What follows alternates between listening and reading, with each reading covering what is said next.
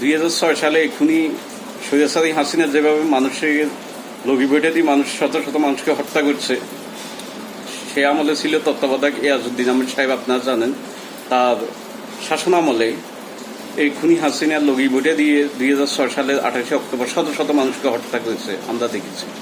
সেই খুনি হাসিনা এখন 2024-এ এসে ভারত থেকে ষড়যন্ত্র করছে। আপনারা দেখছেন এরই মধ্যে এই তার ফোন আলাপ, সেখান থেকে ষড়যন্ত্র করছে তার নেতাকর্মীকে 15 আগস্ট যে কোনো মূল্যে এখানে থাকতে হবে এবং যা করার তা করতে হবে। তার মানে ওই যে দেশটাকে অস্থিতিশীলতা করে 2006 সালে সে যেভাবে এই ক্ষমতায় আসছে, এই মানে 2006 সালে যেভাবে তাণ্ডব চালাইছে বাংলাদেশে, সে আবার বাংলাদেশের তাণ্ডব চালিয়ে ক্ষমতায় আসতে চায় খুনি হাসিনা।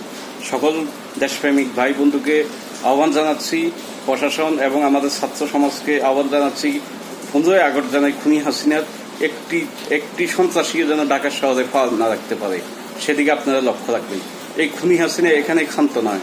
খুনি হাসিনা তার ছেলে সজীব ওয়াজেদ, এই খুনির উপদেষ্টা, তারা বিদেশে বসে ষড়যন্ত্র শুরু করেছে বাংলাদেশের বিরুদ্ধে। আপনারা জানেন এখন হিন্দুদেরকে নিয়ে তারা মাঠে নামিয়ে দিয়েছে, হিন্দুদের বাড়িঘর। আমরা তো দেখছি আমাদের কুমিল্লা বিভাগে কোথাও একটা হিন্দুর বাড়িতে আঘাত হয়নি।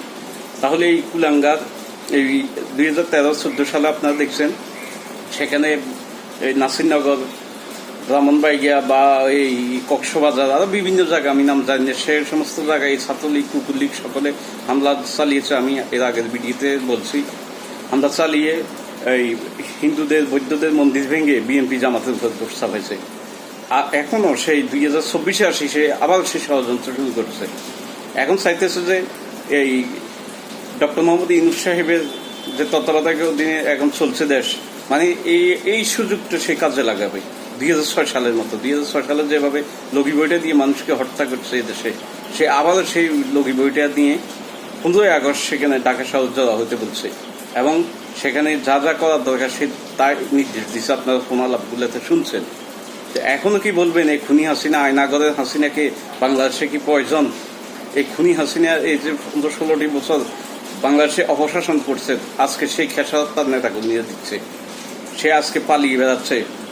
তাকে আমরা বলবো, এই বাংলাদেশের যিনি এখন তত্ত্বাবধায়ক উপদেষ্টা আছেন তাকে বলবো আমরা, আপনি এই খুনি হাসিনাকে নিয়ে আসুন, আনি তাকে এই আয়নাগরে নিক্ষেপ করুন, তার আয়নাগরে তাকে জেলে প্রেরণ করুন, তাই বলবো।